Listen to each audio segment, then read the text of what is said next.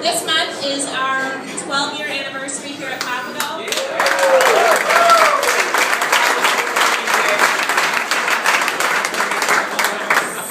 So many of you have been with us since the very beginning.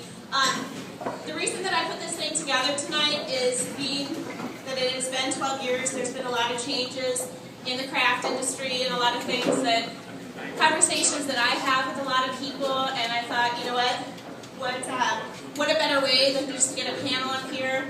We'll find out from some people who know, get to the heart of it, and I guess that's it. So anyway, tonight your mediator is Chuck Null.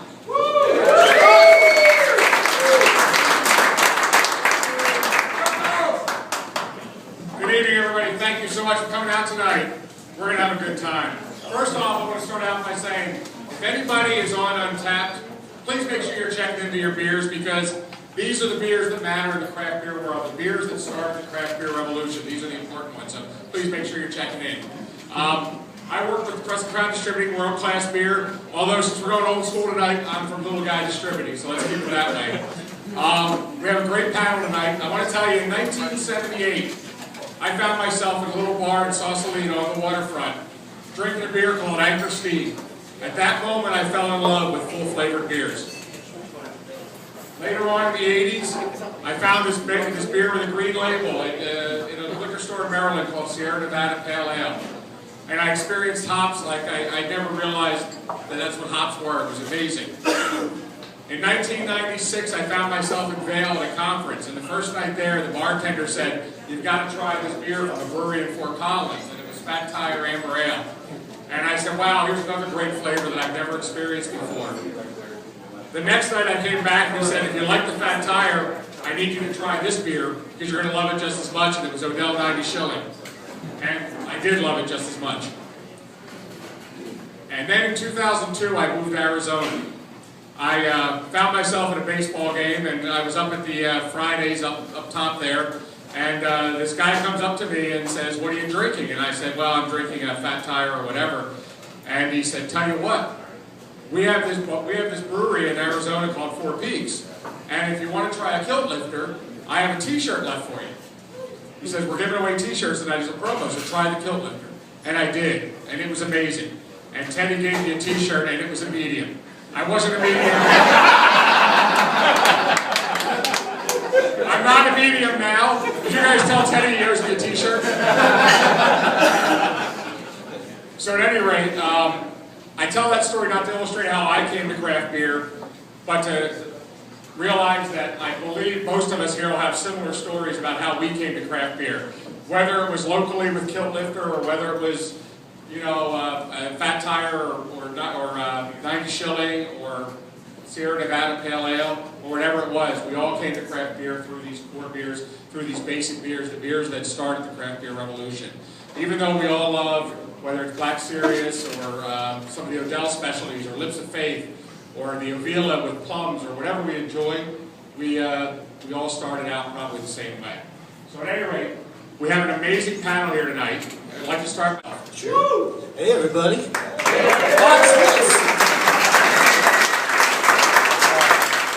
I'm Jamie Maston. I work in New Belgium. This year will be my 21st year. So in December, my job will be old enough to drink on its own. And I think it's like a hot tub time machine kind of thing is going to happen. So Doug's already been there, so he could probably answer that. But anyway, I've worked for New Belgium for 21 years. Before that, I worked for a little brewery called Grossman. So I fell in love with craft beer very early. In fact, really, I fell in love with Belgian beer very early, and sort of chased my dream, much led by my esteemed colleague here, one of the greats. But I know that we're going to sample Fat Tire, which is, of course, our flagship and what we're most known for. So I'm sure you all have the New Belgium app on your phone, so I'm not going to tell you the whole Fat Tire story. I hope you've heard it by now. You're probably not here. So that's my story. 21 years in New Belgium. I'm a beer geek, and so are you. And here's Doug Odell.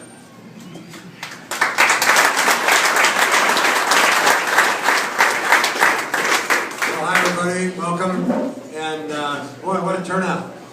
This is really indicative of the changes I've seen in the Arizona craft beer scene over the past 5 years since we've been selling our beer here. And I think it's great to see just a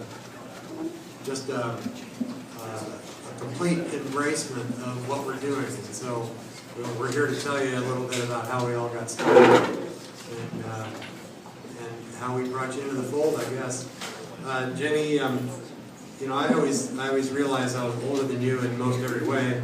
But I've never heard that one before. That my job is older, so therefore I've been drinking. It's been drinking longer than Jenny.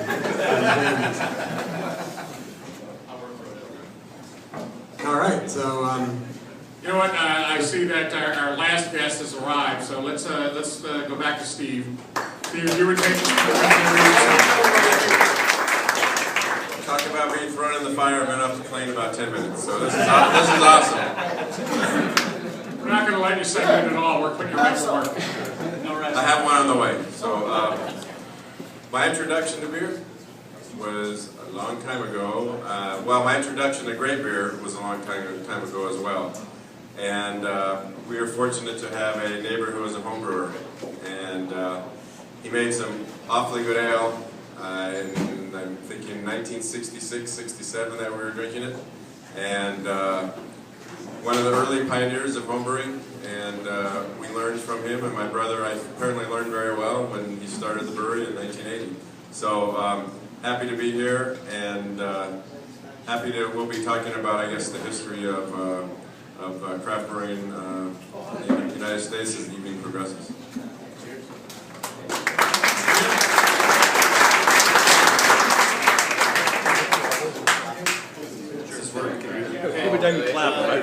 My name is Jim Roper. I work with Peaks Brewing Company. I've been here 11 years now.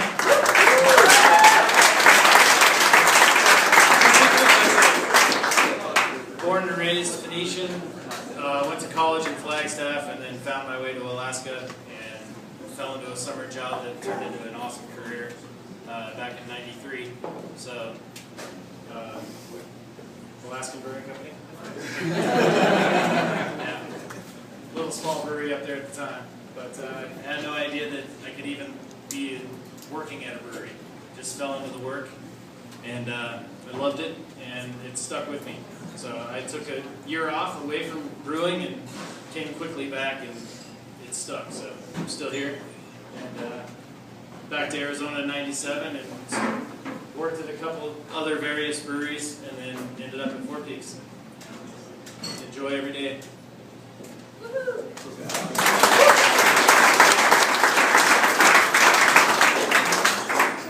Thanks all for coming out. First of all, I'm Andy Ingram. I'm the owner of the Peaks Brewing Co. So I'm a higher guy like Jim, so probably my best accolade so far. I think you guys were talking about one of the first times you were introduced to good beer, and I remember drinking horrible beer. So just the fact that someone else could make it and me drink it was amazing. So I think I fell more in love with the process than the beer. And then when I actually made good beer, I was like, holy crap, I can do this. Of course, I was 17 and it probably wasn't legal. But yeah, thanks for coming out.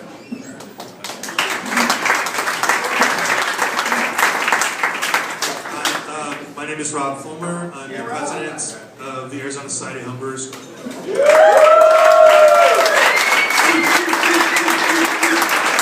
those of you that don't know, we're the largest homebrew club in the country.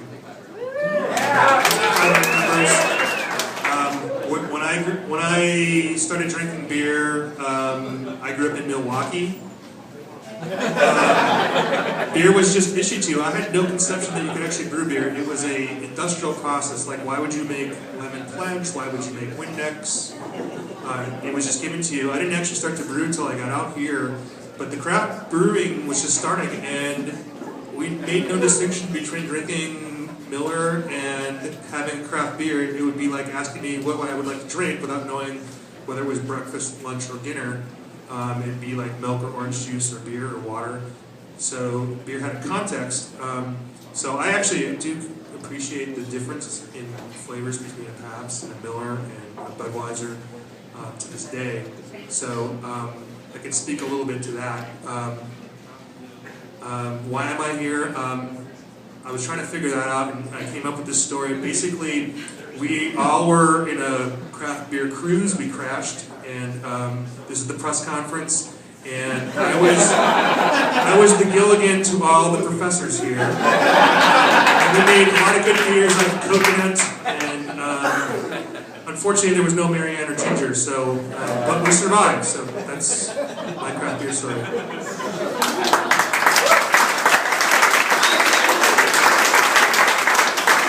Our friends here from Colorado and California, there's a clear home field advantage here. I hope you realize that. You know, you guys all started out a while ago in the industry. Let's start with Jamie. Jamie, what was the industry like when you started?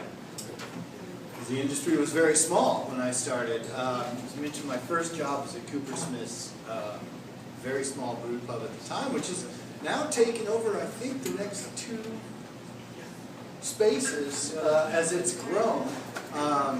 You know, Doug's Brewery was just a charming little place, about half the size of this room. And Jeff and Kim, the founders of our brewery, were doing it out of the basement of their house. So, you know, it was a pretty primitive thing. It was a bunch of home brewers, essentially, for the most part. But, I mean, there was Sierra Nevada, which we love. I came into it kind of funny. I was asking Doug if he'd been there, but there was a bar in Cheyenne, Wyoming, of all places. Talk about it. We're all 21, shitbag place. But this was right outside of the Air Force Base where the C-130s would come in to get maintenance done and so on. And the owner of this pub called Uncle Charlie's, which I believe is still there, he would have guys coming in from Germany and Belgium and from all over the world. He's like, oh man, if we're coming in from Belgium, bring me some Chimay and get some glasses. You know, we've got to have the right glassware. But you could go in this bar and spin a globe, stop it with your finger, and he'd get you the beer closest, which sometimes that was a really bad, you know, beer for you. But sometimes it was Chimay, and it was, you know, other great beers from Belgium and Germany that, you know, as we were 19, that was the drinking age at the time, in Wyoming. We were just kids, and we fell in love with it. And, you know, he sort of challenged us to make our own beer, and we started homebrewing at a pretty young age. So I fell into it in a pretty honest way as a young person. But really the guiding lights were Sierra Nevada, and of course all the European breweries. But it was closer. okay.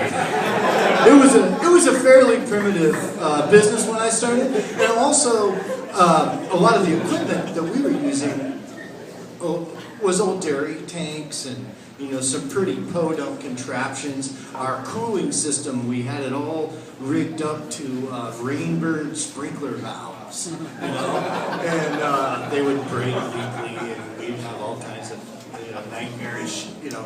I like to think that we were more beer EMTs, you know, we resuscitated more beer than we really produced, but, you know, it was a pretty lo-fi thing. And as a vinyl collector, I think that kicks ass. All right, who's next? Should I just go?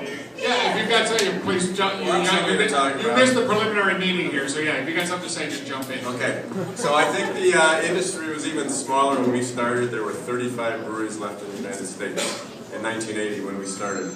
And about 3 of those were craft. Well, there was not such a term then, but 3 of those were making good beer. And so there was Anchor, obviously. There was a New Albion, which started in about 78. And then there was Boulder that started about 2 or 3 months before we did. And I would like to point out one of the beers that really got me excited about beer as well was actually made by a fairly large brewery, Ballantine's. It was a Ballantine India Pale Ale. And Doug remembers it. It was fantastic beer. It was aged in oak cask for 9 months. It was a little 8 or 9 ounce bottle. And it was fantastic beer. It wasn't quite as fantastic after Falstaff bought them, but it was still okay. They quit the oak aging. And then they went out of business. They closed Ballantine's down, then Falstaff quit brewing as well. But there were 35 breweries in the United States. There was a brewery expert that was an industry expert, and his prediction was in the next 5 years, this was 1980, next 5 years, there were going to be 5 breweries in the U.S., and that was it. And this was the time when my brother Ken was trying to get some funding, so the banks didn't look very kindly on that. Well, today I think there are 2,600 breweries in the U.S. Tomorrow there's going to be 2,650, and it's increasing rapidly. And that industry expert is not in the industry anymore, and craft has exploded not just in the United States, but around the world. And it's really, really exciting.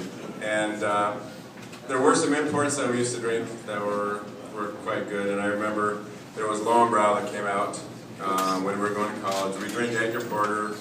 I was a bike racer, and we'd have sprint points for Anchor beers. So we, at the local pub after our training rides, the winner would get to have everyone else buy the beers. So it was usually Anchor Porter and Guinness, which was around as well.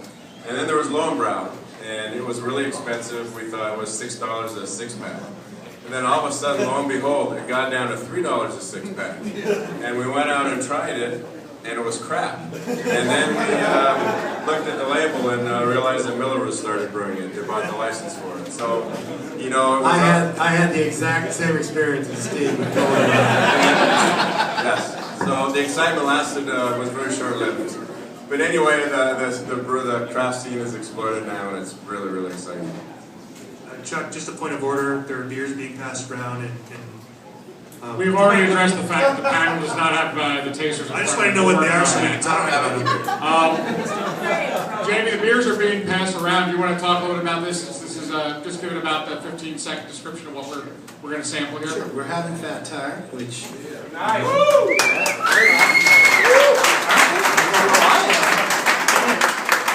Some of us aren't, and I apologize to my fellow panelists.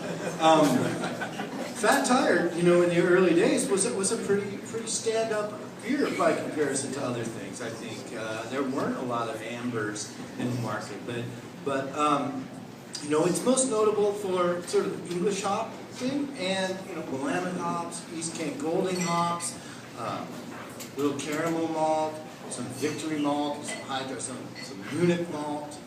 So we came at this beer with a much sort of more balanced. We always make the joke, it's just like riding a bicycle, it's all about balance. And it's been incredibly successful. I'm sure that, I hope that we've all had it before. Cheers, enjoy it. Before we move on, anybody else on that topic? Anybody else have something you want to add on that topic? This is a beer that I had at my wedding, and I will tell you, a lot of people look down on this beer sometimes, but I will tell you, you can feel every one of these tables with a beer. You can feel this beer on every table in this bar, and you would be able to pick this beer out. It's got a nice bright character. It's very distinctive, but it was at my wedding, so. Yeah. You guys did a good job of that. Do you sell much of it? You did a nice job of that. Do you sell it? All right, our next question is a three-parter, so pay attention, guys. We want to talk about the first beer your brewery ever brewed. You still make it today, and if you do, how has it changed? Is it different than it used to be? Have you changed the recipe? And finally, has the style you started brewing all those years ago changed from then to now? Steve, let's start with you on that one. Okay, so we brewed 3 beers the first week. First week in business in our 10-barrel system, so we brewed 10 barrels of each of these 3 beers. After 1 year of trying out recipes and dumping and perfecting, but Ken, my brother, was still a little bit nervous, so the first beer he brewed was stout, just in case he had any issues. The roast character would cover anything up. Of course, we didn't have any issues. The stout that we brewed today, we still brew it, and I think you're going to have it tonight, is fairly similar to what we brewed initially. The hops have changed a bit. It's probably not as dry. I think it has more body now than it used to have. We made for, I think it was our 25th anniversary, Ken found the original recipe. And we made it, and we actually had it on nitro, and it was fantastic. So it was a little different, but fairly close. I think the alcohol is exactly the same. The IBUs are pretty much the same. But our pale ale, which was our flagship, is our flagship, the recipe has changed very, very little. over these 32, 33 years that we've been brewing it. People's tastes have changed. Back then, in 1980, it was probably the hoppiest beer on the market. And now, you know, people say, well, your beer's not as hoppy as it used to be. I think your palate's been tested a bit after all these years. So these styles that, you know, we originally made are holding up today. And, you know, even with the pale ale, we still use Cascade hops like we started out using those 33 years ago. And we are passing that style around, so that'll be the next thing we try. Doug, how about you? Well, our first beer that we put out in 1989 is long gone, so I won't talk about that one. How about 10 seconds on that one, just so we know? Oh, we just called it Odell's Golden Ale. I can say that it was an all-malt beer, and I, like Kenneth Sierra, had some reservations, not necessarily about whether I could keep the bacteria out of it, but whether or not the city people of Fort Collins were ready for something that was such a departure from the big brewery over by the freeway at Anheuser-Busch. And so I was being conservative, but it, you know, it definitely fits the definition of a craft beer. But the one that we brewed just a week or two after that one is 90 Shilling, and it's still our best-selling beer today.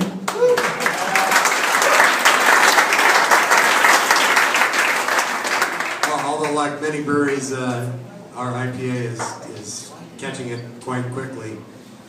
The very first batch I brewed, you know, I still had this idea that, well, I don't want to do anything too crazy. This is 1989, much later than you guys started, but still bringing out craft beer in a Fort Collins market that has never heard of it before. And so I wanted to brew one that I was referring to as a winter warmer, because our brewery was initially founded on inspiration of traditional English beers. And so I brewed this one at about 6.2%, and I thought I'd just brew it once.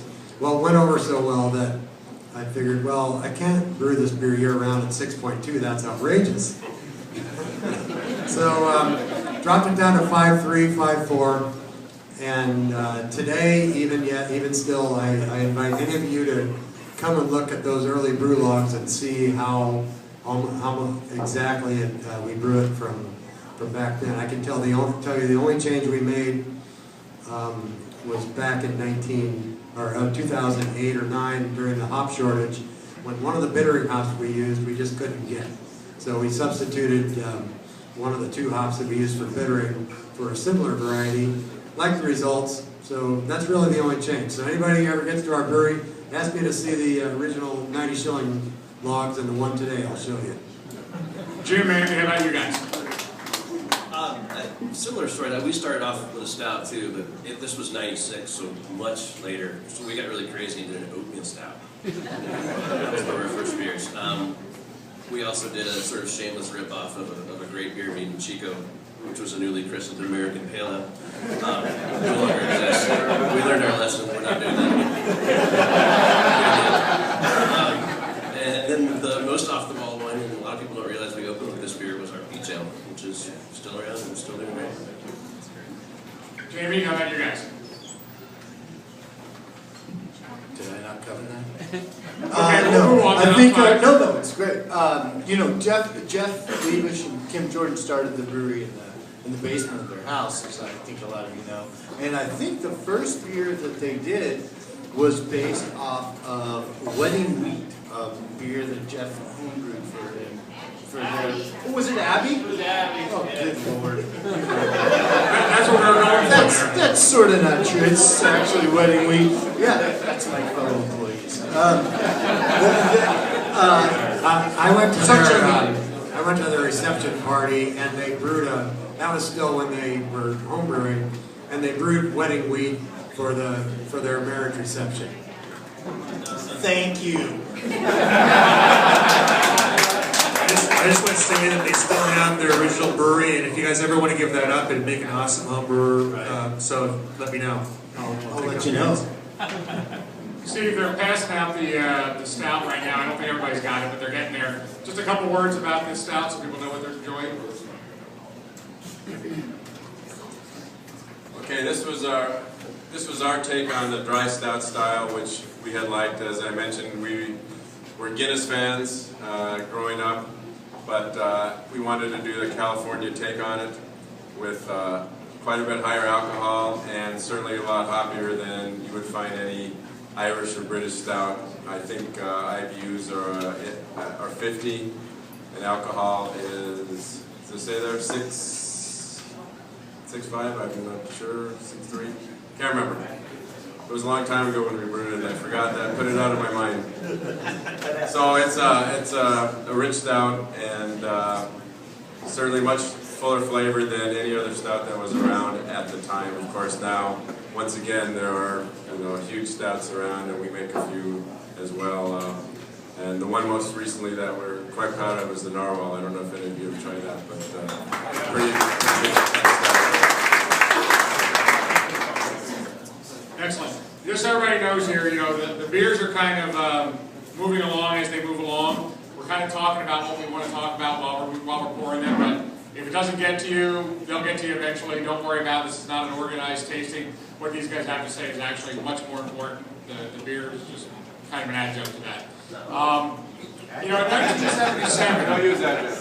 maybe adjunct was the wrong word there. I'm sorry. I apologize, guys. But it's an adjunct that adds flavor, not lightens body, so we're okay. In 1977, Michael Jackson published his World Guide to Beer, where he really started defining beer styles. Not that one, the other one. Rob, can you talk a little bit about how the beer styles have changed since he published that book, or since 5,000 years ago when Nick Constantine first brewed? So I drew history. No personal recollections. For 500, Alex. Yeah, so I had before I answer the question, the stout, black IPA, if you didn't know the difference, maybe, close, pretty close, same ABV, same, roughly the same hopping character. I feel like you guys got slighted on that one. We should have come up with the term, but... Exactly. Could have called it a Nevadian IPA and got to it. So, beer styles, Michael Jackson, which, by the way, thank you, Chuck, for hosting the premiere of the Beer Hunter movie. And if you haven't seen that, it will be available again through Ash, and we're going to show it. We need to do that. So, beer styles. Michael Jackson captured an idea about categorizing beers, and the beer styles are basically a collection of different beers based on the local ingredients available at the time, the water conditions, the availability of local ingredients, but even things like taxation. The reason why the Belgians have high gravity beers is they were taxed based on the size of the mash tun, so they literally mashed as much grain as they possibly could into the tons, as opposed to why British ales are lighter in alcohol, because they were taxed strictly on the ABV. So if you talk to a German about Bock beer, their Bock beer is much higher in gravity, English styles are much lower gravity, and we would just be like, gravity? We're going to make a Bock beer, we're going to make an Imperial Bock beer, we're going to make a double Imperial Bock beer.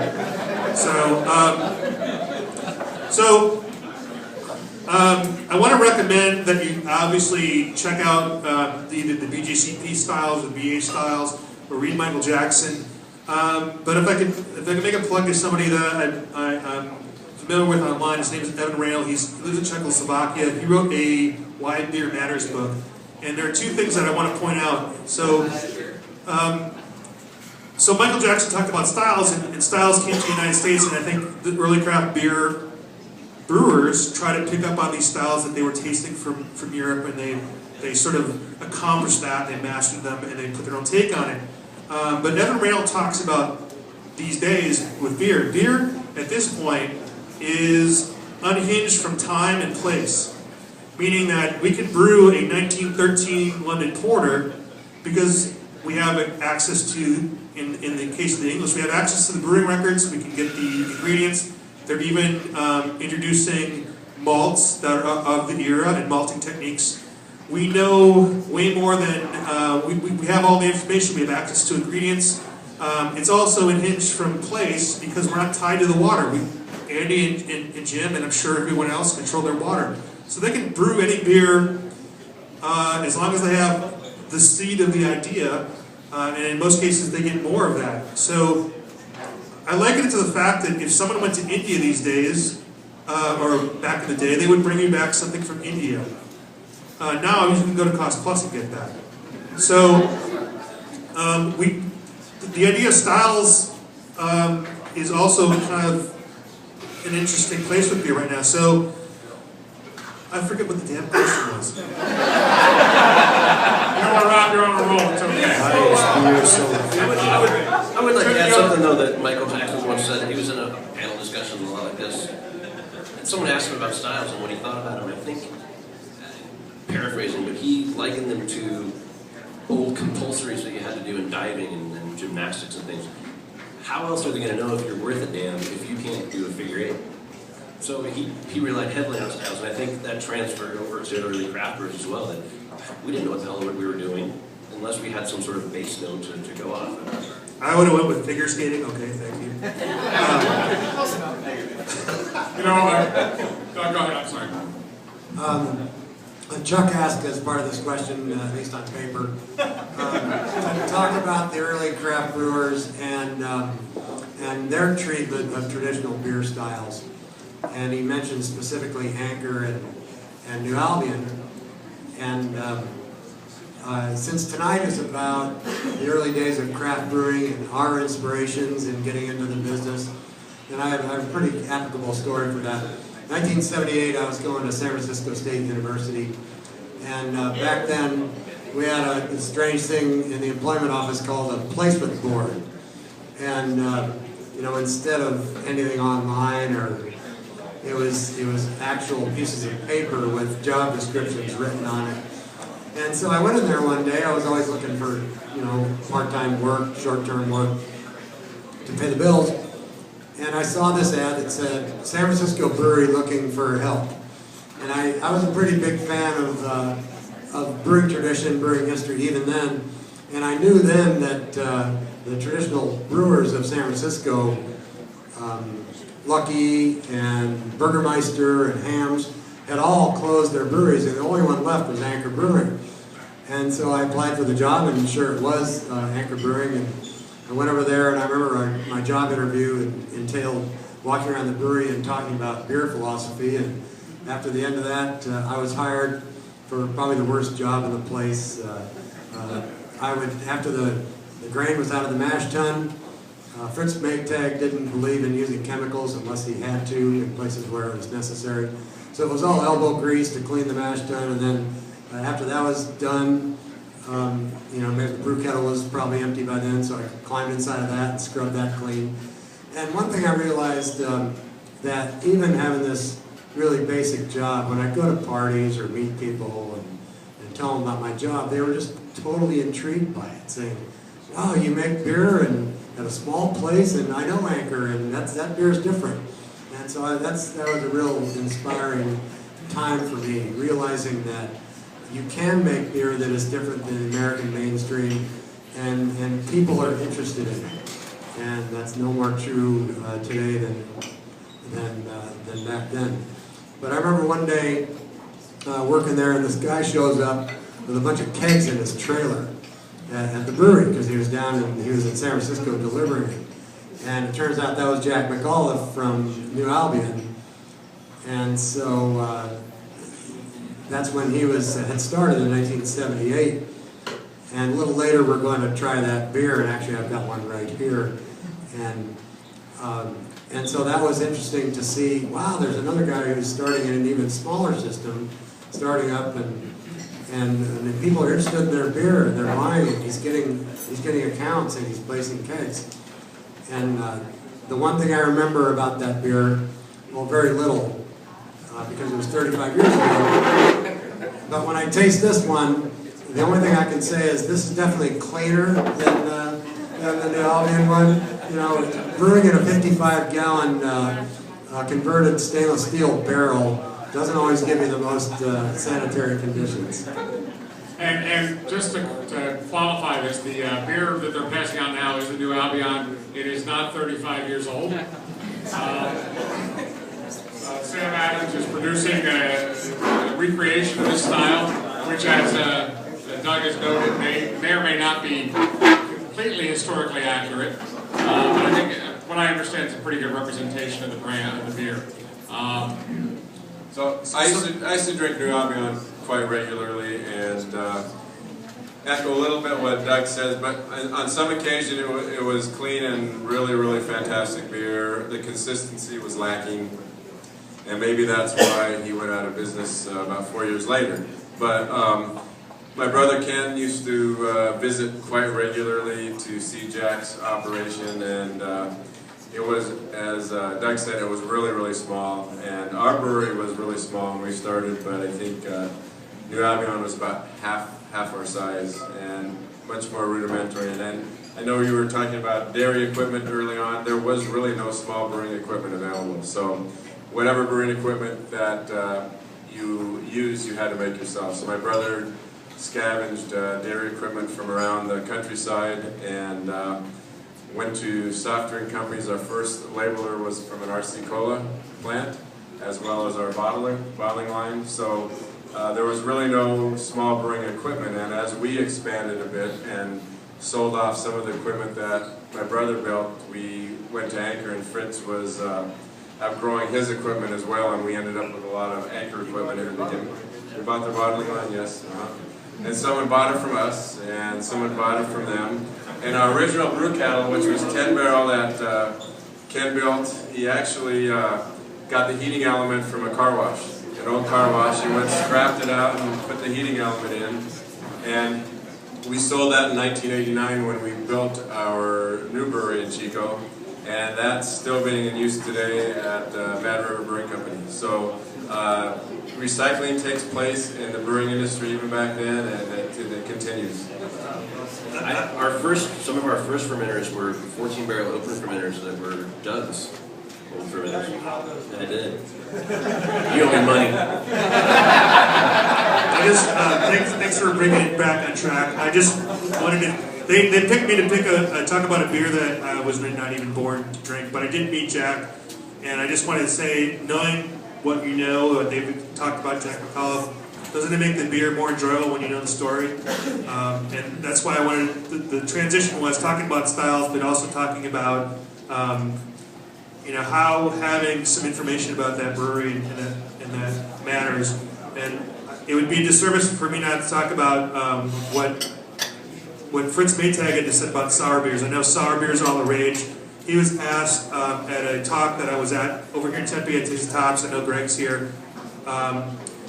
He was asked what he thought about sour beers, and he said, "I hate them because it reminds me of the time I had to sell beer that was sour, and it was not on purpose, but I had to put a smile on my face and I had to sell that beer." I had not been familiar with Anchor until I really got into beer judging, and what a pleasure it is to drink that beer with the rustic hops. I'm like, I can't even believe I ignored this beer for so long, because it's a great beer. It's a beer that I included in a lot of the food and drink that I do now. So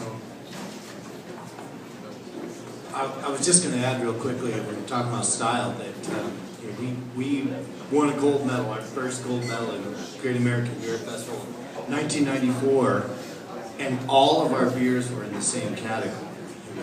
Belgian style, so our double, our triple, our wheat, I believe even Fat Tire, were all in the same category.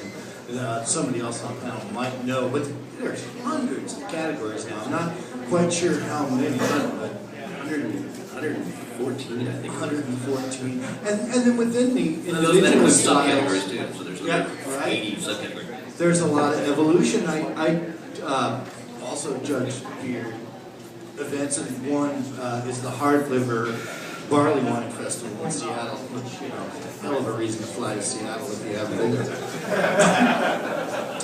But you know, originally, if you were looking at true style, you know, the bourbon barrel wasn't really, you know, bourbon aging of those beers was not commonplace. And now, I don't think there's been a non-bourbon barrel aged beer that's won that in the last 5-6 years. So I think style evolves. I heard somebody say once on a judging panel that, you know, well, we're gonna with homebrew events, we're gonna ask them to stay true to style, but the commercial brewers get to sort of say what style their beer is. I mean, they're selling it, they say it's an IPA, it's an IPA. And so I think style in the commercial realm has evolved really dramatically from what it used to be clearly IPA. You know, it said Bass, and that red triangle was the first registered trademark because it was an export to India. I mean, I don't think anybody in this room would really consider that an IPA by today's standards. In fact, a lot of the IPAs we drank 10 years ago are, you know, they've just been lost to the wind by today's standards. I live in Portland, Oregon, and we have 71 breweries there, and it is insane. Some of the beer, some of the stunt beer that people are putting out and just writing IPA. It's like, wow, that is shocking. It's 11%. You know, so style has evolved.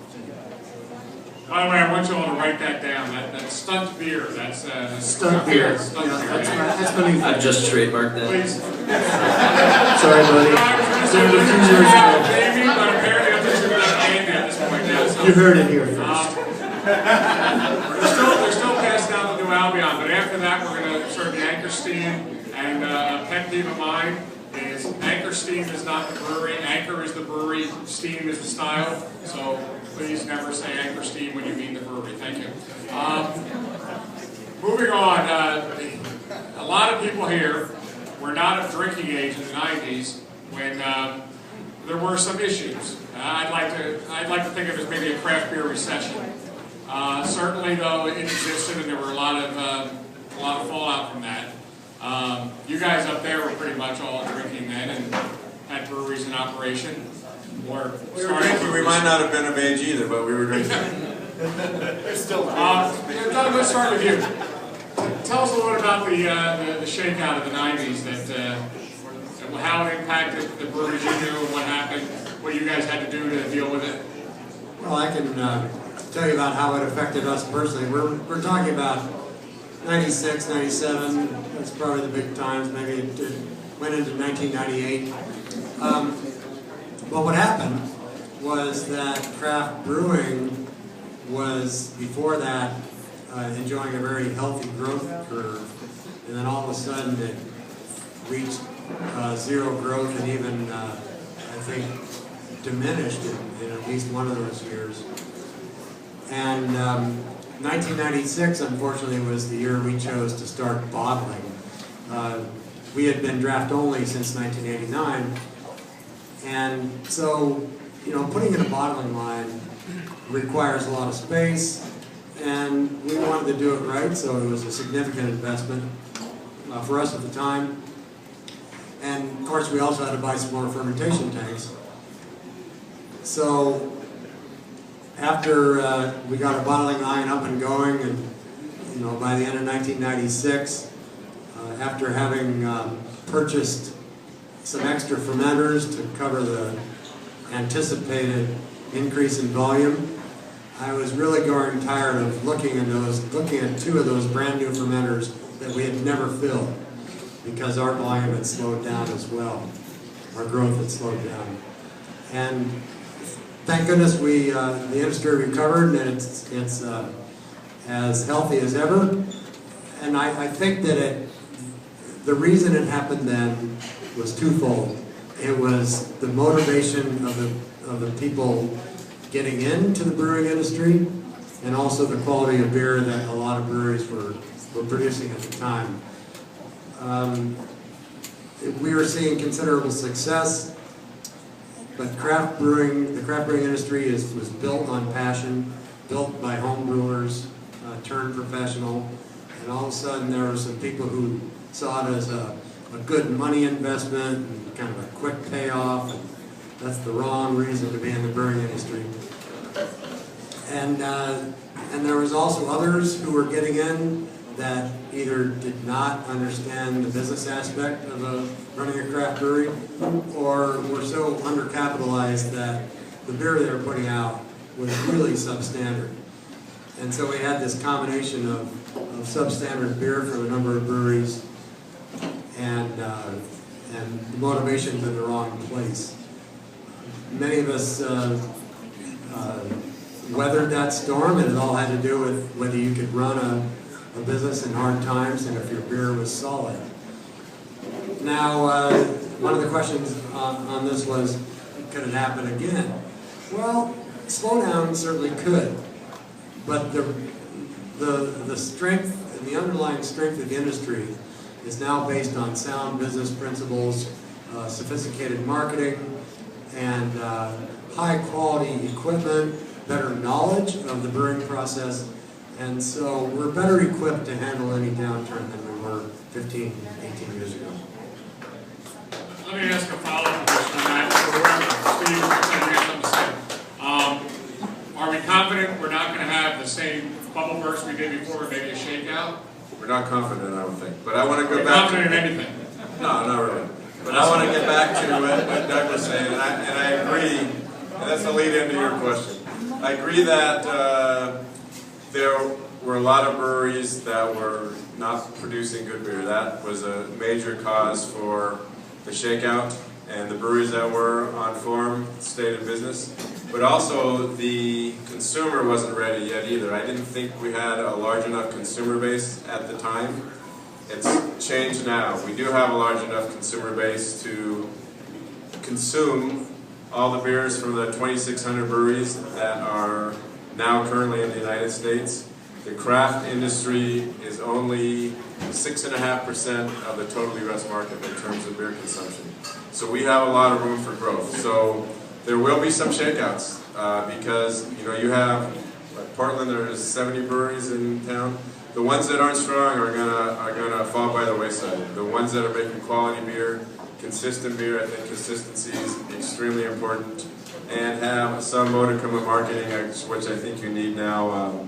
We never had it for many, many years. We didn't need to market, but now the scene's much more competitive, so I think the breweries that are the successful ones are doing some marketing. I mean, New Belgium does an incredible job of marketing. Their names are fantastic, great labels.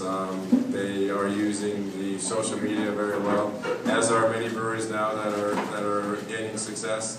So I think we're going to see a shakeout again, actually, but not to the extent of what we saw in the mid-90s.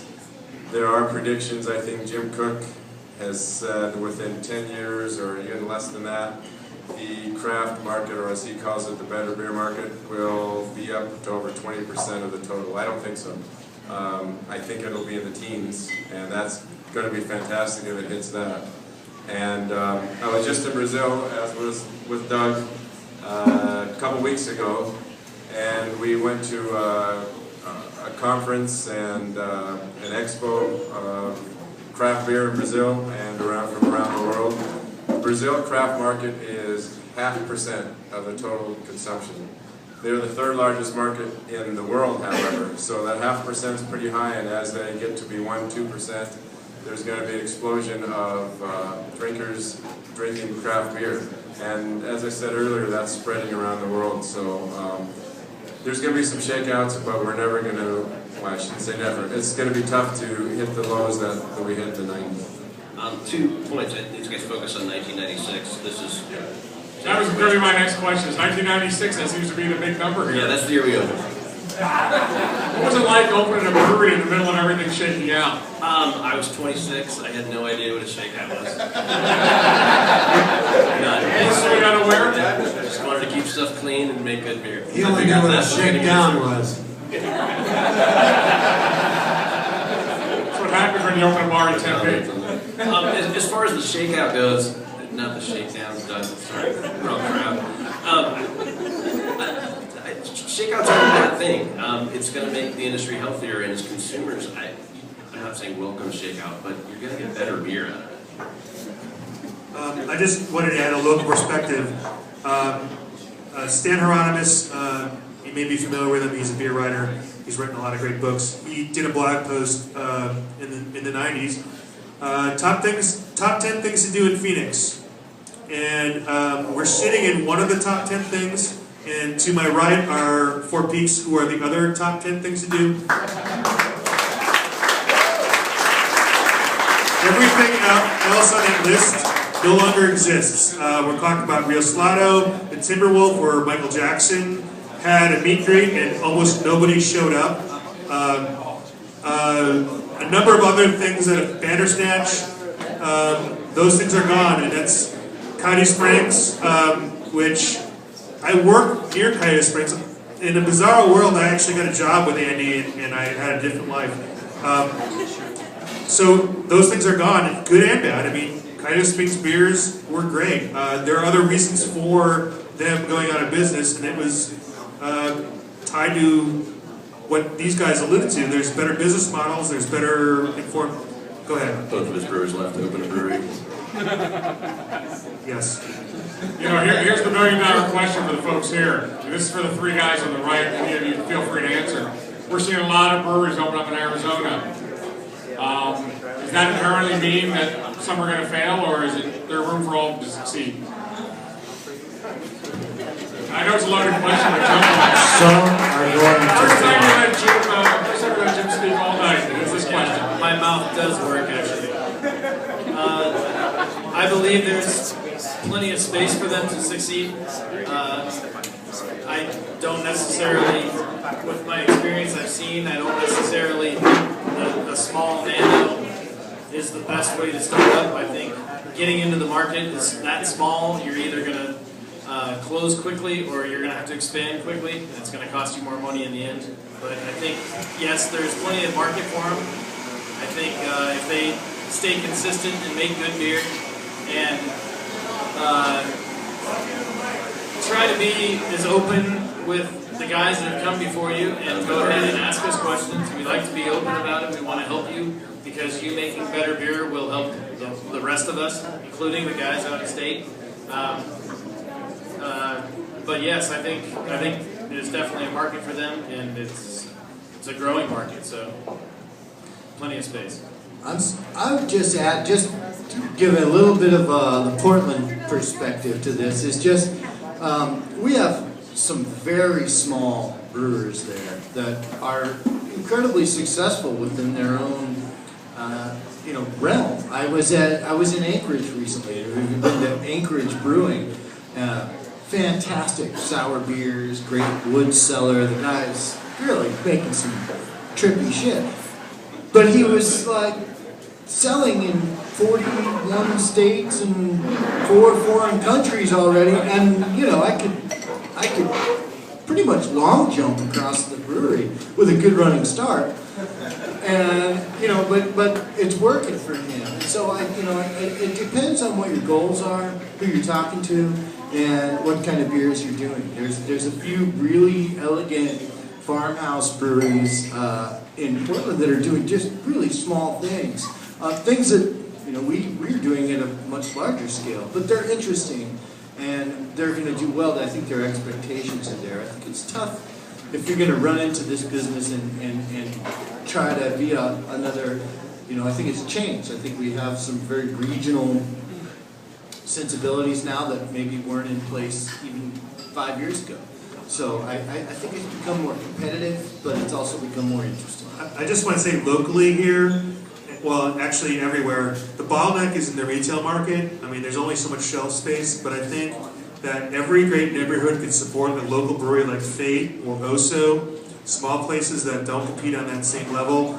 And if you aren't in the brewing industry, if you want to support something that actually matters to breweries, that has nothing to do with their process or any of the things that have to do with the brewery, support transportation, public transportation. Isn't it great that wouldn't it be great if you knew you could leave here and get on a bus and get to your home without having any worries? Local transportation and supporting neighborhood initiatives to build your neighborhood up. If you have a great neighborhood, you will have a great brewery. And I know the biggest bottleneck for opening for a lot of these guys. It's not the state, it's not the feds, although we like to beat up those guys a lot. It's local inspectors, very local issues. Get involved in your local issues and you will have a brewery.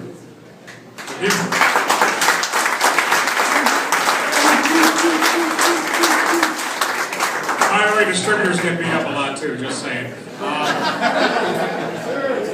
Everybody here is, everybody loves big, over-the-top beers, big, rich beers. We talked about some of the stouts that people brewed initially to cover up any flaws. But what about a beer like a Kolsch or a Pilsner? They're kind of challenging. Jim, share with us a little bit about Sun Brew and how that is to brew. The first time I ever was introduced to a Kolsch was at Alaskan Brewing Company. We brewed one as a seasonal. We brewed 85% Alaskan Amber and probably 15% Pale Ale, and that's all we brewed. And quarterly, we might put out a seasonal if we had space. I've lived the same life for the last 11 years, at Four Peaks. Been 44. Anyway, the Kolsch style is very, very technical to make, and at that brewery at Alaskan, I was never really given free rein because we weren't able to produce a lot of seasonals to, create any kind of recipes. So I always was following numbers and guidelines on how to make these beers as consistent as possible and brew them day after day, day in, day out. And I felt very technical and technically sound in my brewing. And I just fell in love with the style, the beer that we made. It's not technically Kolsch at all, the summer ale that they produce. And Jeff Larson would probably kill me for saying that, but he knows it too. Otherwise, I just love that style. And in '98, I was able to go to Cologne and try it there and drink it there and study it.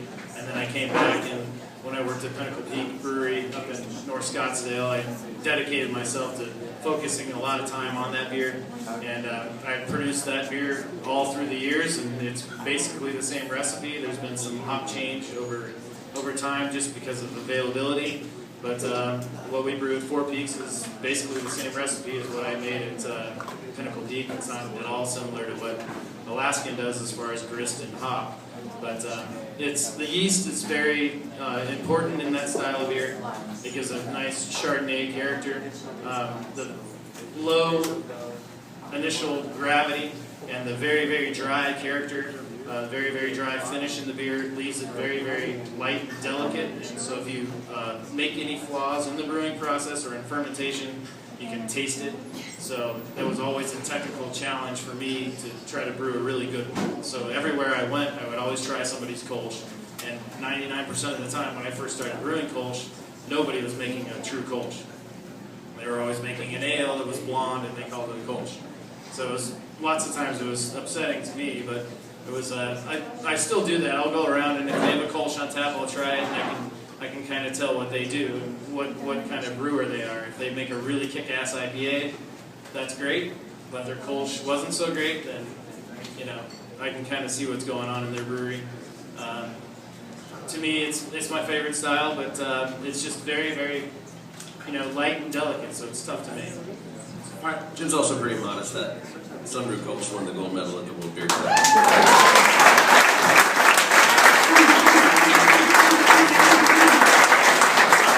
I have a very good team behind me. It's not just me. There's a lot of other people helping out. I was at the World Beer Cup. That was the only thing that won a medal, wasn't it? We're going to interrupt this discussion of Kolsch and Pilsner just to let you know that they're now handing out the Odell 90 shilling. Doug, can you take 15 seconds to tell us about 90 shilling? I know you mentioned it earlier, but a little more detail. Well, I talked about the history, now I'll talk about the actual beer. Now, we always call this, my brewing inspiration was English brewing, and my wife and I took our honeymoon in 1987 in England and Scotland, and I got to learn the naming system in Scotland for beers. And traditionally, the beers in Scotland were named after how much tax was paid on the beer for a given amount. And like I think it was Andy or Rob earlier mentioned that in Britain, beer is taxed on alcohol content. And so there was different taxation based on how strong the beer was. Even if you go today, you'll see 60 and 70 shilling beers. Sometimes you'll see an 80. But 90 was always considered kind of the strongest, highest end, highest tax paid beer. And McEwen's used to make one. I don't know if you can find that anymore. But anyway, that was my inspiration. Totally ripped off the name from the Scottish system. And but it's not really a Scottish ale. I mean, it's got some components of that. It's got some components of a traditional British pale ale.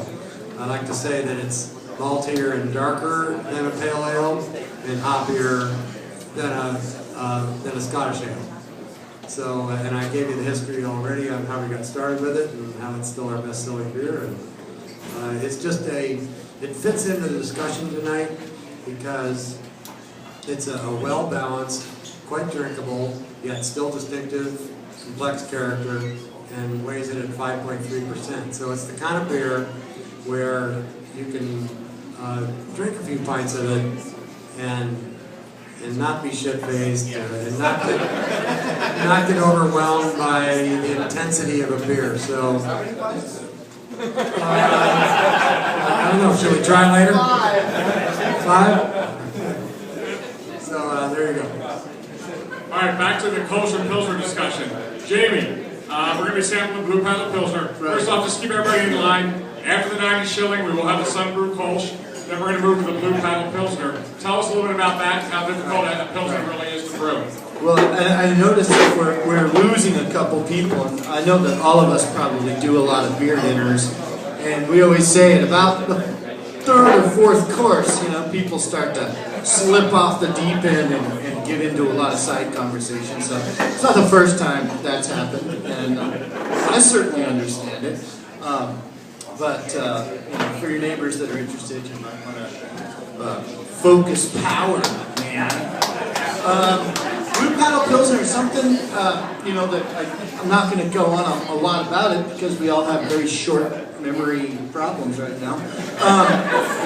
But, cleanliness is next to godliness in brewing. I mean, I think everybody on this panel would agree that being a good brewer is being an excellent janitor. It's very important that we maintain cleanliness. Something about a great Pilsner is there's a very subtle gunpowder characteristic to a lager yeast, and you want that sulfur component to be dead on. And that can be tricky with a lot of homebrewers or people that have a lot of experience with burtonizing their water. They use calcium sulfate to create the calcium needed to stabilize our water. And when you add the sulfate, you get more sulfur to the sulfur component that's already there in the yeast. And so it's sort of a classic mistake when working on Pilsners is to sort of treat it like English beer, and you ultimately end up with a little bit too much of the sulfur component, and that was sort of a problem for a lot of us. But calcium chloride, there's other ways you can add calcium to the water to get the structure that you want from your mash, and yet still get the distinct kind of character that you're looking for your yeast. And that was a huge project with Blue Paddle Pilsner. I think we nailed it to some degree. That's what we do.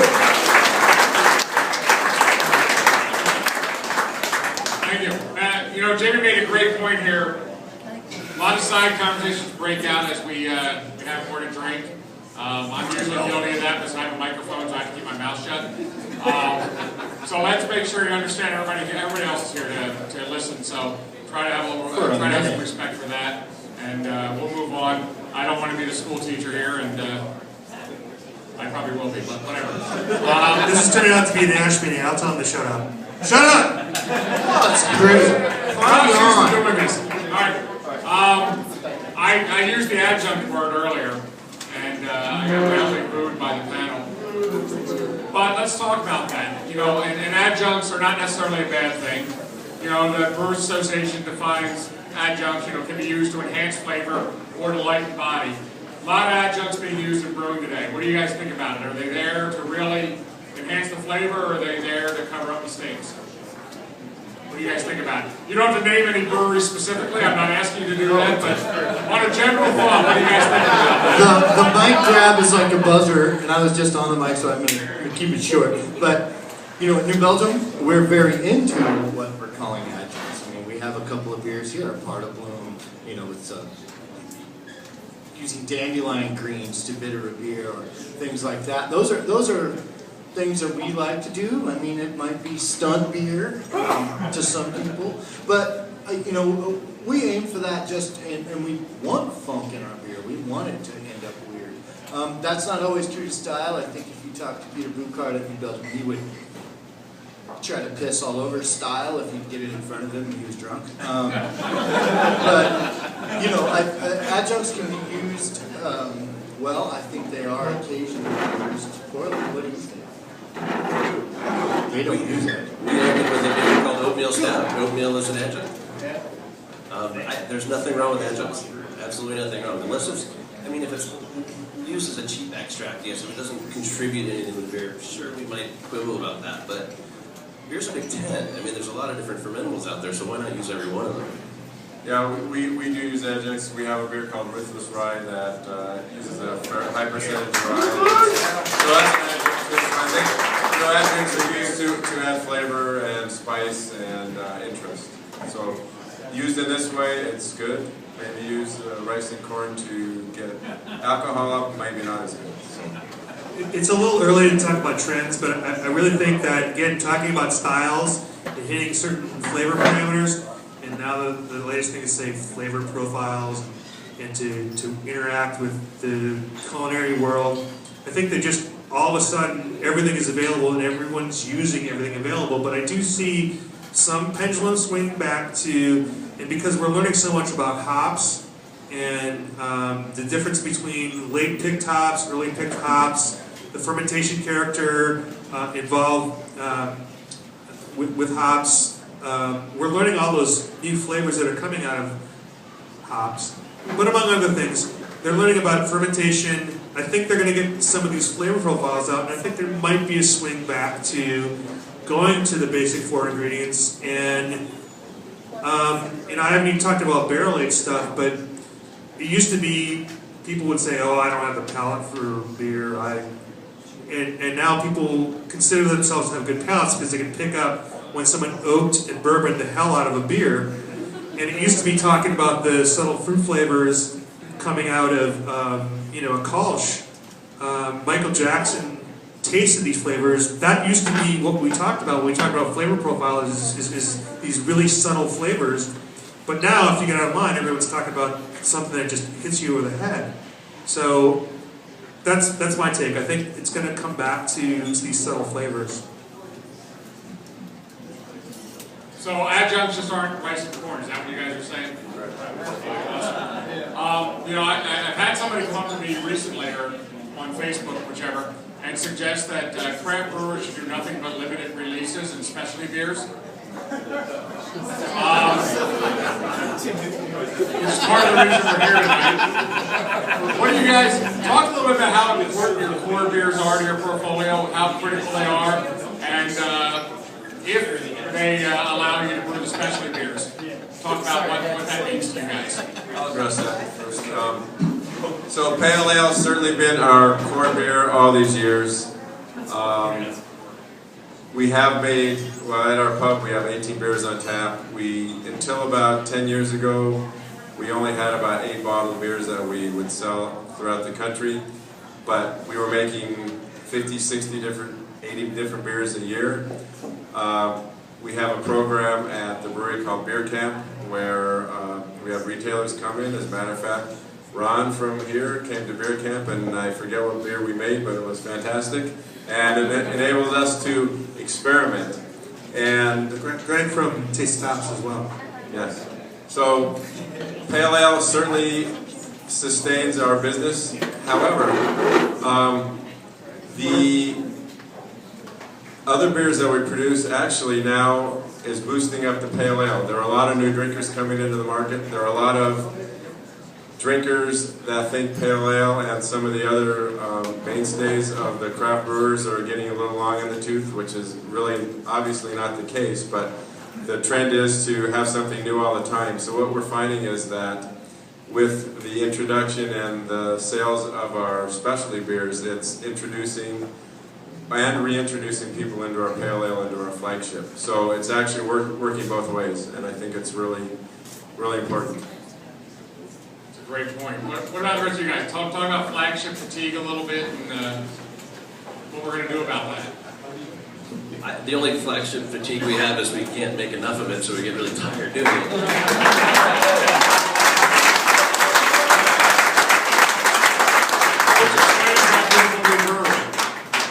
That explains the beautiful new brewery you have. Yes, it probably paid for most of it as well. We lean pretty heavily on Kill Lifter. I don't mind saying it. It's a great beer. Would Four Peaks be Four Peaks without Kill Lifter? I'm not sure. But like Sierra, we find that the smaller beers we do, the little ones we put out, tend to drive people back to Kill Lifter again. So it's a sort of circular thing that's turned out really great for us. I think you should explain to some people who don't know what flagship beer means, as far as sales or people think you choose the flagship beer, and I'd actually ask if just someone would answer that. I don't think anyone in their right mind would choose a 6% alcohol Scottish ale as a flagship beer in Phoenix. It certainly shows up. For what reason, I don't know. So the point is, I'm just saying the point is you don't choose it, it's based on sales. It happens to be that the most people buy that beer. I'm sorry, but I think that point is lost on a lot of people, that's all.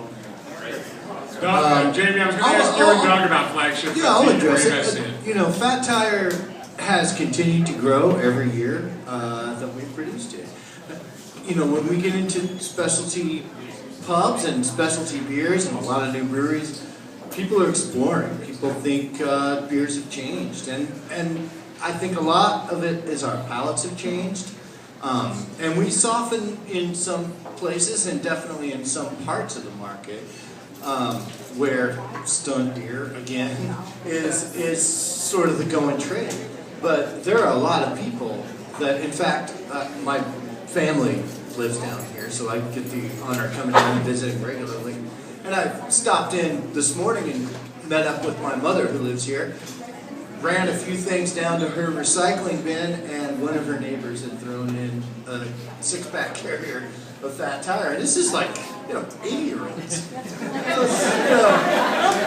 I don't think it was her hustling those people to do it. So I think our core consumer is growing. I think we're getting new people to the category, and I think flagships are great. I mean, I'm drinking Fat Tire. I do it regularly. I think we all drink our flagship beers and enjoy them and consider them to be the essence of our business. Fat Tire has slowly become less of a percentage of our total market share for our brands, but it's often due to the number of other beers and the successes that we found in other things. But flagships. Let me follow up on that, Jamie, and then I want to ask Doug the same similar question.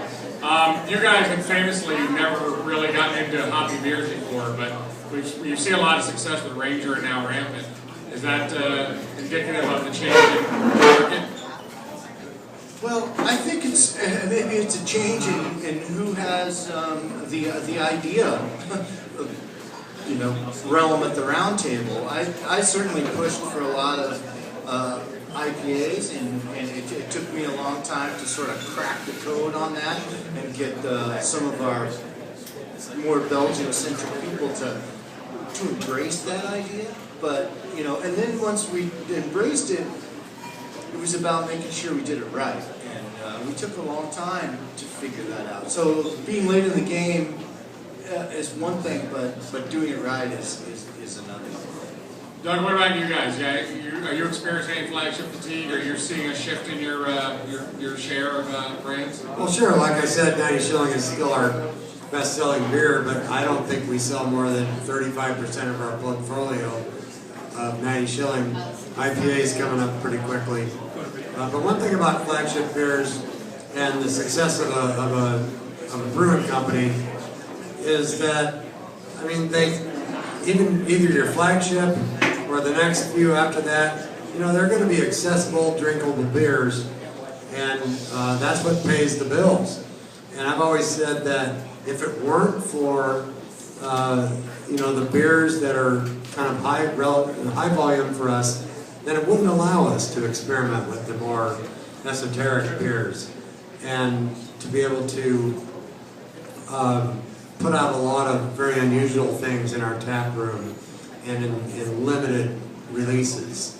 And so it really is a vehicle for expression for all breweries to have a good basic source of income for your brewery, so it gives you the opportunity to play.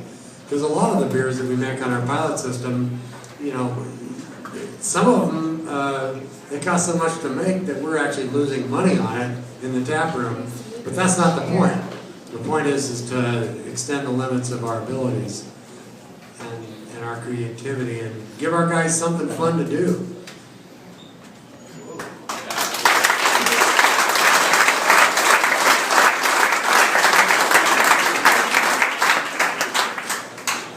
So are any of you running a barrel program if your core brands aren't successful? Yeah, I didn't think so. None of us. The interesting thing I think I What do you heard mean that- by barrel? Well, you guys have a different kind of barrel up at New Belgium, I do know that, but the interesting thing I think I heard here was, and correct me if I'm wrong, is that you're seeing sort of a trend towards sometimes your specialties are driving people back to the flagships. Whereas before it was the other way around, the flagships were driving people to try the specialties. That's kind of interesting. So it's great to see it works both ways. The next question you had on, I know I gave you guys this list, but we kind of covered that already, so we're not going to talk. We're talking a little bit about this.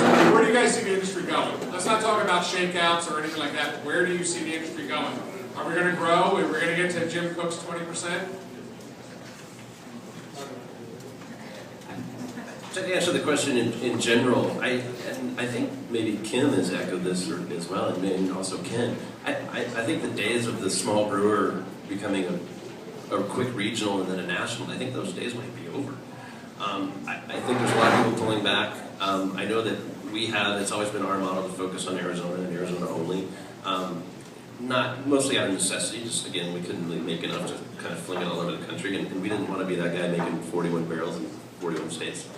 Because once it gets out of our state, we lose control of it. So we've always had that model, but I think more and more, a lot of breweries that are our size, 40, 50,000 barrels, may kind of figure out that maybe I should go deeper where I am instead of trying to be popular in Atlanta.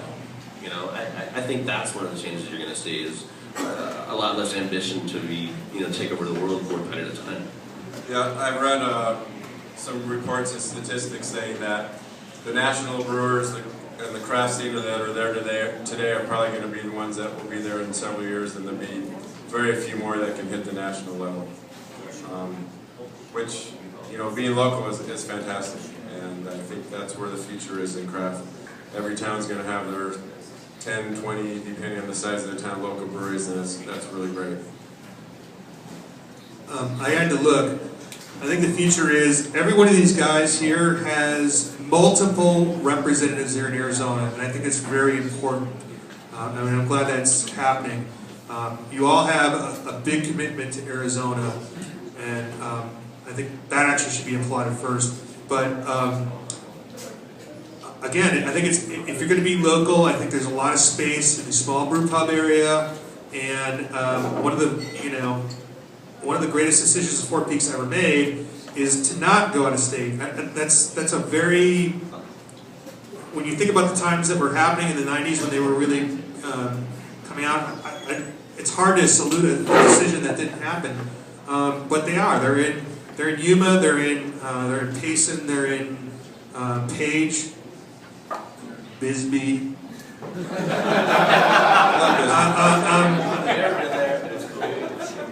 And they're I drink a lot of Killifter, and at first, when I was sort of, it's why do I have to drink Killifter? But they're at the airport August 12th. My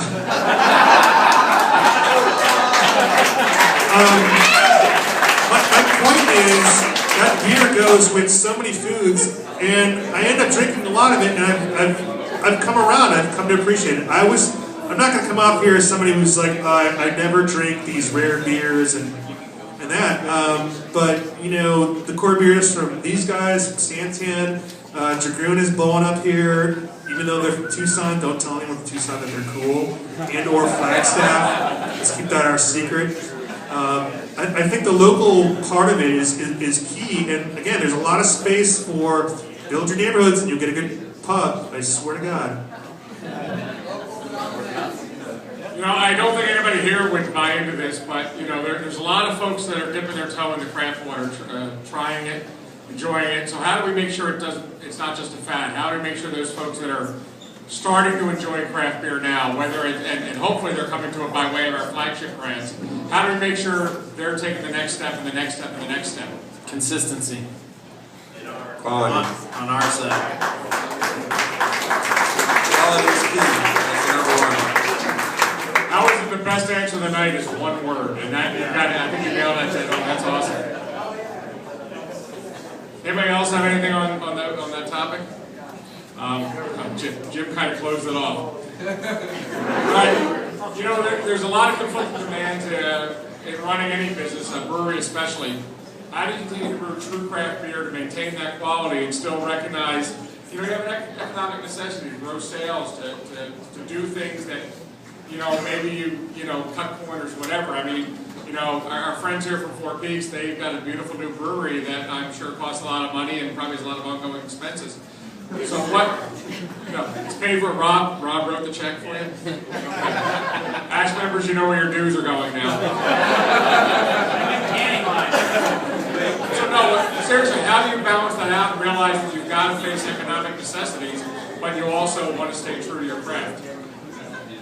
I think Jim said it before, quality and consistency. It's still, that's the number one. You're not going to build your brewery, you can't cut corners, you need to you know, maintain the integrity, maintain what got you there in the first place. And that's, you know, number one. And it had been our model always that we had never expanded until the demand was already there. So when we made an expansion, we had the sales built in. We never had sales goals that we had to meet to pay bills. And I think that was what sunk a lot of the brewers in the 90s, was that they put in these outrageously expensive breweries, and then they had to have a certain number of amount of sales to support that. That's the wrong way to do it. I think you know, you have your customer base, and you keep increasing along with that. You don't do it ahead of the curve. But once again, you can never compromise quality no matter what, ever. It'll sink you. Are we all in agreement on that?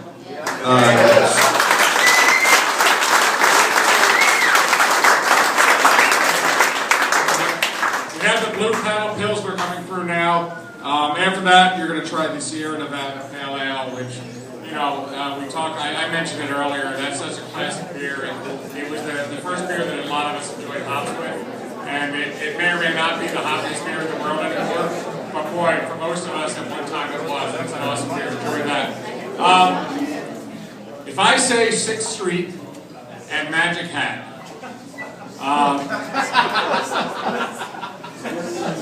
or if I say Santan and Arizona State, or if I say Santan and Boston Beer Company, a lot of things come to mind, but the most is litigation. There seems to be a dwindling camaraderie in the craft beer world now. Do you guys see that? What do you think about it? Do you think trademark protection is that important, or?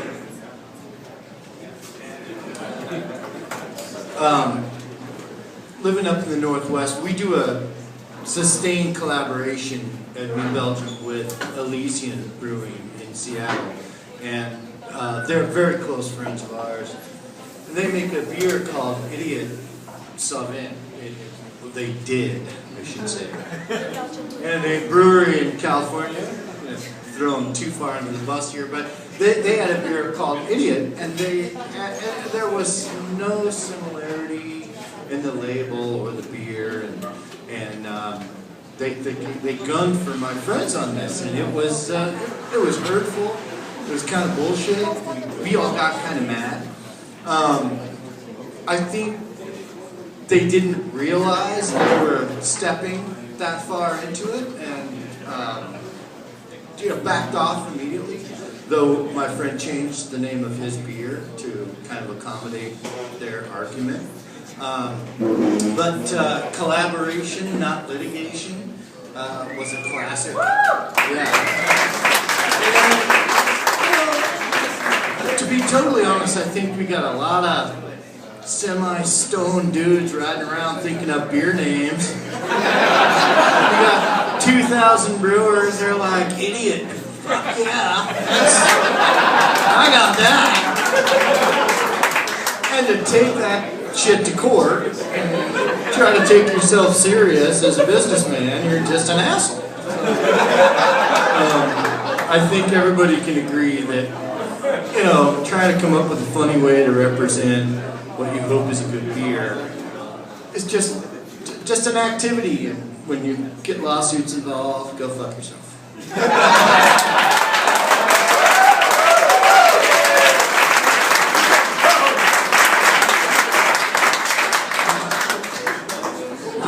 That's well said. I do want to add that with 2,600 breweries today and 2,650 tomorrow, 2,700 next week, each brewery has 10 names. For beers, we're approaching 30,000 beer names here in the United States, and there's going to be some conflict, some similarities. And all I can say is that over the years we've had some issues with other folks with similar names, and as long as this is the way we do it, as long as someone from the brewery calls me and tells me what the issue is and what their concerns are, then we're happy to deal with that, work with them. But if we get a letter from a lawyer first thing, forget that.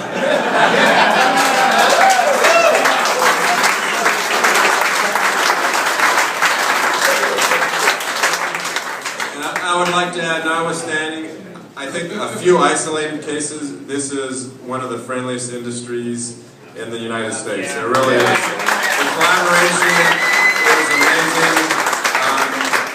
Many of us are great friends with the brewers around the country and around the world, and I think it's a fantastic business and really unlike any other that there is. The student of economics wants me to say that when there's friction between breweries, that's the sign of a maturing market. You're going to have that on all fronts. And if you think this is bad, think about how many bands there are out there and how many. There's a big domain names. It's a sign of a mature market. It's a sign of a growing market. And Sam has said it's 1% asshole. I think it's probably closer to 10 or 15. But that's not necessarily a bad thing. I mean, they get things done once in a while, right? I heard collaboration mentioned several times there, and collaboration has become very big in craft beer. So what I'd like to do is I'd like to ask, first off, Andy or Jim, just take 2 minutes and explain what the Guild, the Brewers Guild, is doing right now, and then if anybody else wants to share some thoughts.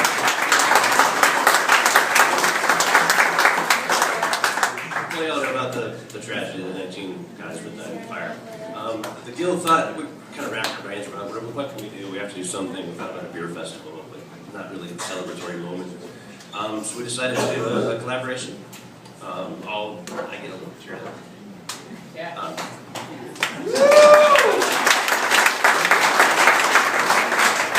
So I'm the dick because I may not. All right. Anyway, Prescott Brewing is offered to host us to come up next week, and we will brew 2 days up there and brew a collaborative batch. And all of us, there's 19 of us, I believe, that will be giving ingredients and sharing ingredients and creating the beer that they've created.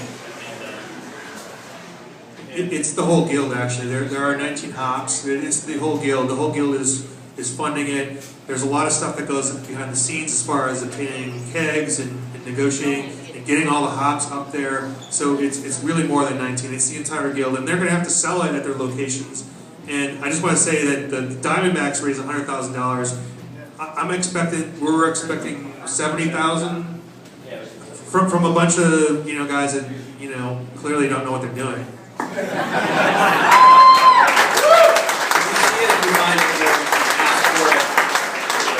Every single penny is going to go to the firefighter fund for Heroes 19. Heroes 19 is American Brown.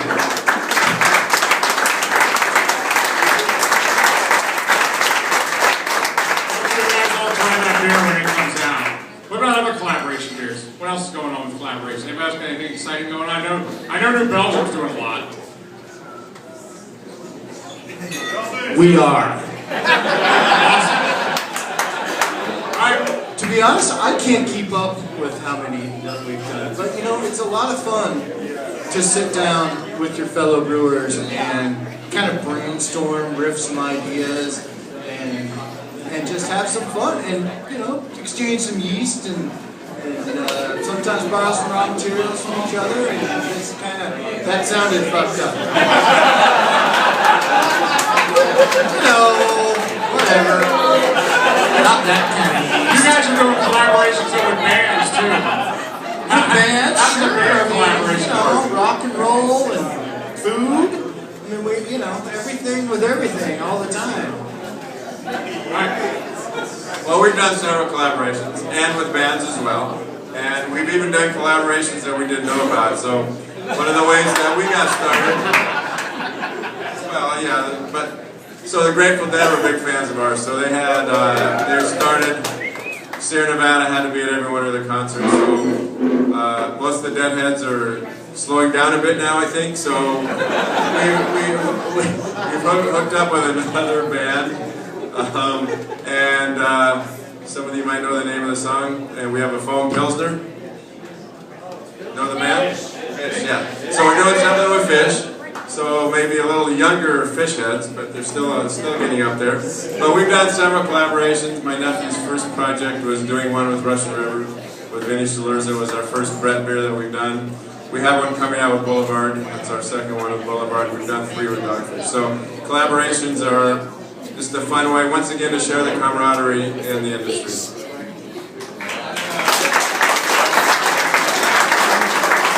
You guys did a really interesting collaboration with Dogfish Egg. Talk a little bit about that. Let people know what happened. Well, we did a couple of versions of Life and Limb, and it was using ingredients from both of our families' properties. So Sam Calgione's family happens to have a maple forest where they make syrup. And we have a hop field and a barley field, and we use the maple syrup from Sam's family and our barley, and we collaborated doing the Life and Limb. So it's sort of, the image was, it's our families are really important. It was a tree of life, and the two joined together. So you guys have collaborated on a glass as well, right? Yes, we have an IPA glass. That was a fun project developing with Spiegelau, where we sat around a table and tried many IPAs in 50 different glasses and weeded it down till we got to 3, and then after a process of elimination, long time elimination, we came up with a glass that really accentuated the aromas. Doug, are you doing any collaborations, or do you not like anybody? They do a collaboration with Ash every year. It's a pro-am. So that's very important to us.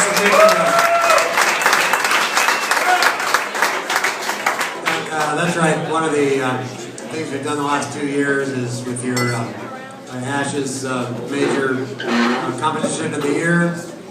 One of the prizes for the recipient of Best of Show is to come up and brew that recipe with our brewers on our pilot system. So it's a great way to connect home brewers with commercial brewers, because they're the lifeblood of the industry. I'd like to do collaborations, but no one invites me. I've done 4 or 5, but what's interesting is that really none in the United States. It's all been in the UK. But that's, I guess I do that because I like going there, and it's a good reason to go there. Next topic, and say all this. Oh, I was just going to add that we've done Transatlantic Creek which we did with the Bone Brewery in Belgium, which was one of the first sort of import. We brought the beer over in a container and blended the beer in-house. And of course, import beers are taxed one way, and U.S. beers, we put a nice clusterfuck in the tax process, and we're very happy about that. But, so, you know, try that. Come on. F-bombs. Doug, that word was not in the script. Don't worry about it. It's there. Earlier in the evening, I mentioned Untapped. Who here is on Untapped? Is anybody on Untapped? I hope you guys are all checking in on these beers because it's important. Next up, who's on Facebook? We have A to. little lighter than I expected. So, talking about social media. What do you guys think about it? How are you using it? Are you? Well, I know you all are because I follow all of you. Well, talk about that first, and then I have a follow-up. It can be used for good and it can be used for evil. And we all know the difference. We do use social media fairly aggressively. I mean, a lot of the people in our brewery are really into it. We have a team that actually works with Facebook. They're constantly keeping track of our events and blowing us up regionally, and that's something I think is fairly cool. It can be all right. There are the occasional, negative attitude beer bloggers that run around out there using it for bad, and I think we all know the difference. Some of them are awesome. I hope you're here. But it's a great thing. I think a lot of people have gotten away from mainstream marketing, and you're really sharing a story. You're telling your own story. You're sharing your own experiences. You're being real time. I think it can be a fun thing. I also think you can overdo it. And I've probably been guilty of that myself once or twice. But I think it's a good thing. What do you think? I think it's a good thing too. We have a team. Well, actually, we have one person, but it works. And Gemini. I think you have to do it these days. I'm not extremely savvy.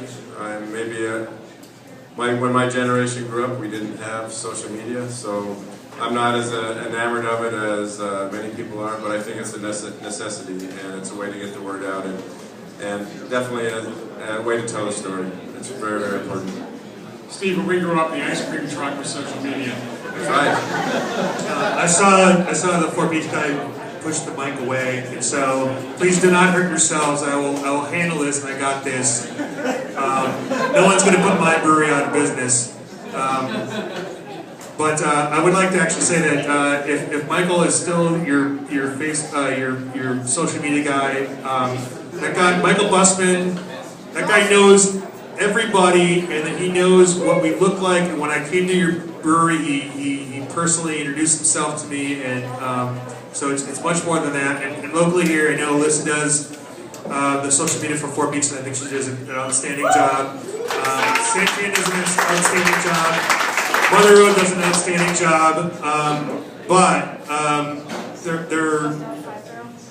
social media does give voice to people who, when we talk about the craft beer market being 12%, 11%, 10%, 6%.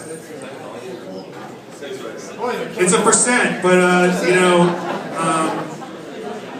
sometimes the 1% of that percent do have a lot to say, and I shared this with these guys, and I'll share it with all of you because I've heard it on social media. Every one of these breweries, someone has told me either face-to-face or online that they all have undrinkable beers. Undrinkable beers. And they've said online that each of these breweries has undrinkable beers, and that's unacceptable, but we need to dial that rhetoric down. I drink pretty much as a homebrew judge some pretty interesting beers, and I spend the most time drinking those beers because I want to understand them. There are no undrinkable beers by these guys. It's a style that maybe you don't appreciate. Maybe you think it's it's beneath you, but we need to dial that rhetoric down. There are no undrinkable beers.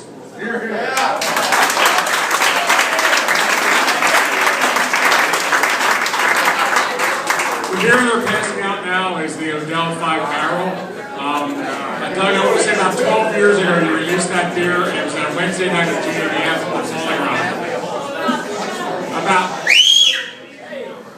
About 12 or so years ago you released the 5-barrel ale, I think at an event at the Falling Rock just before GABF, if I recall correctly. I was amazed by the beer. I thought it was great. Can you share a few words about it while they're serving it? Sure. It's actually, time speeds up when you get older. Chuck, I think it was 8 years ago, but he's counting. Our 5-barrel, we realized 8 years ago that we had already had a beer out, a pale ale called Cutthroat Pale Ale, and we wanted to kind of modern it up. And so we had just started using the concept of a hop back in our brewery, where it gives the opportunity to use whole flower hops very late in the brewing process, in fact after boil, to extract even more kind of hop flavor and aroma out of it. But we wanted to do something different, and so we chose to brew a pale ale that was more in the English style, as opposed to the American style, which was rather assertive hops. Now, I would say that we use as much hops as anybody in our pale ale, but we use more English origin and English variety hops, such as Fuggles and Willamette and Goldings, which are more subtle in character, but they have their own distinctive characteristics. So that's our take on the pale ale. I think it's a subtly elegant ale and drinks very well. Thank you. So, after this, the last beer of the night is going to be Kilt Lifter. I think Andy and Jim have explained Kilt Lifter pretty well. So what we're going to do is we're going to take a few minutes here where I get to play Jerry Springer. If you've got questions for the panel, except for Jamie, raise your hand and I'll bring the mic over. How are the levels here? Levels good. Thank you for hosting the event. Wanted to thank everybody on the panel. Thank you very much for coming out and talking to us. There's not a beer here that doesn't get taken home in a 6-pack with me. This question specifically is for the Peaks guys. I do work at a corporate restaurant as a bartender, and it took us months to get you guys on tap. Could you tell us a little bit more, start to finish, the brewing process on your Kilt Lifter product? Kilt Lifter is, as a flagship, it's great. It's such a simple beer. There's 4 malts, 1 hop addition. It's probably, in terms of cost, one of the cheapest beers we could make. But it's a workhorse. It packs so much flavor, so much of what we're about into that beer. Simplicity, but back to the basics. I mean, there's no more basic beer than Kilt Lifter. Pretty similar to Doug's 90 Shilling. I think ours might be a little more malt forward. Yeah, certainly it's more intense. I think maybe more malt forward, maybe a little more roasted character than a little hop influence, which 90 Shilling is, which is an amazing beer. A simple recipe, a single infusion mash. How long do you age until you bottle? It's a 14-day beer. Yeah, typical English ale, Scottish in this case. This is for the gentleman that been to Brazil. I've heard that they mix hops with THC with cannabis. Can you hear anything about that? I didn't hear anything. I saw some people acting a little strange at the festival. I don't know what they're attributed to, possibly. That, by the way, is the reason I want the question screened in advance. As a home brewer, I can tell you that people do it. It's if you want that character, you can sort of put some hops in the oven and you get that dank flavor. Don't waste. That's all I'll say. Anybody else have a question? So it seems to be maybe a trend that I'm seeing, but the new interest in all the imperials and doubles? Is that like some old tradition, or is that something that everybody's like jumping on? And why do you think? Why? America! And it's a new tradition, and people are looking for more flavor and more excitement, and they're trying to get it a big bang. And you know, the pendulum is swinging the other direction as well. I think the trend's now going towards flavorful beers that are 4% or so. I mean, Doug and I go to England a lot, and you know, we did a collaboration brew with a brewery there too, with Thornbridge, 4.8% beer with so basically low alcohol IPAs. So I think the pendulum is going to swing the other direction. No, I think you're right. It is swinging both ways. Personally, I think Ford Peaks, one of our philosophies is to make beer that's not a dare, something that's drinkable. Beer is a social lubricant. It shouldn't be the reason why you're sitting down at the table. It should be there to enjoy the conversation that you're having, not about beer. Eventually, craft brewers will no longer be able to out-extreme other craft brewers, so, you know, everything's a pendulum. Goes too far in one direction, it'll come back. Thank you again, gentlemen. I really appreciate you guys coming out. I've learned quite a bit, I think. I do have a big question, I think. It's a two-part. At what point do you think the craft brewing industry, whichever brewery you might be with, becomes a larger entity, much like Jim Cook and Sam Adams?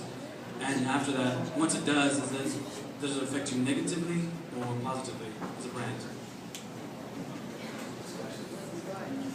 Are you asking if we're going to become public, all the breweries here? Is that what you're asking? If we're going to be? Sorry?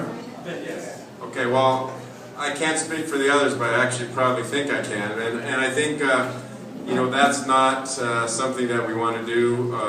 In terms of Sierra Nevada, we're going to keep it a family business. My nephew, who is now 28 years old, is starting to manage our new brewery when it's built. He's already in North Carolina.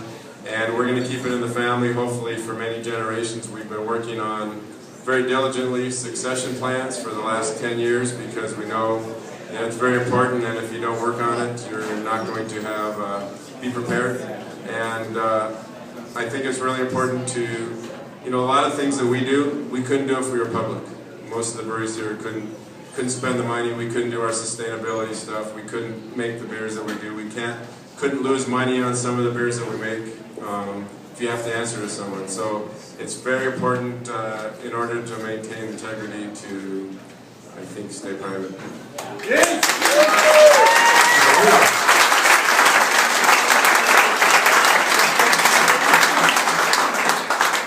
Our brewery, New Belgium, we just 6 months ago became 100% employee owned.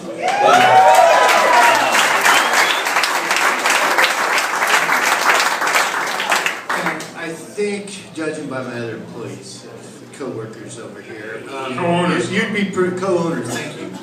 I'm getting corrected a lot. It's probably fair. You know, you'll be pretty hard pressed to sell out at some level because there's some pretty dedicated, you know, folks in there that are going to fight back. So that is a sweet ringtone.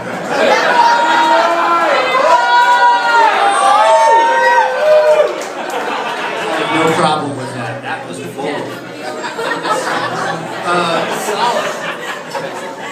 We also recently became a B Corporation, which I'm not going to elaborate on too much, but it basically limits our ability to become sellout jackasses.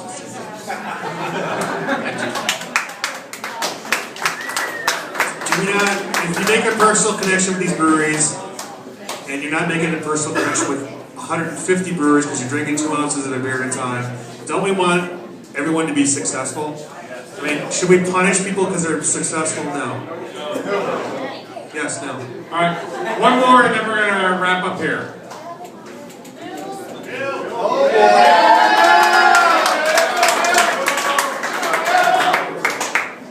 This is a comment rather than a question.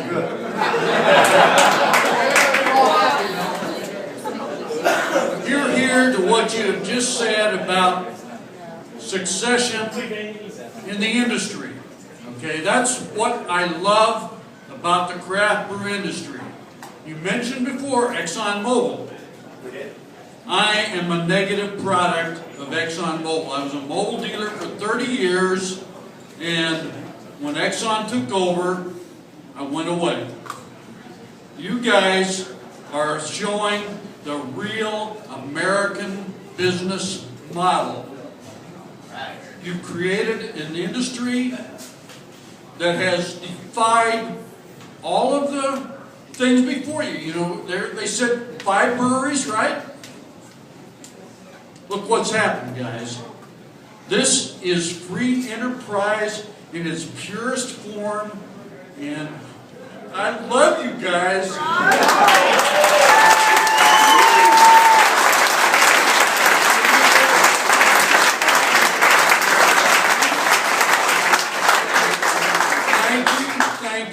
Thank you. We're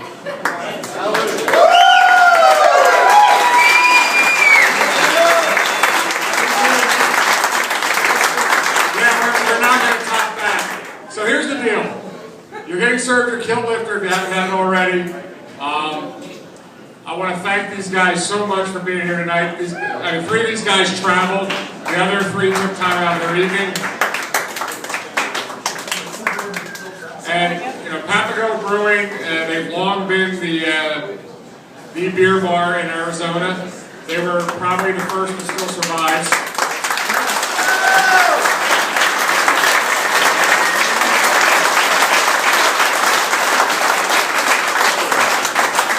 And they want to bring us back to basics tonight, and I think they did a great job of that. They had a great panel here for it. And the folks that took care of you tonight, I got to tell you, there's a lot of people here, and they moved a lot of beer, a lot of food, a lot of everything else. Yeah.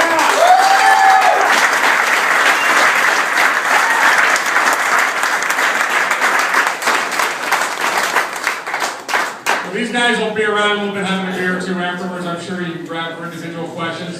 Thank you guys so much for supporting great beer.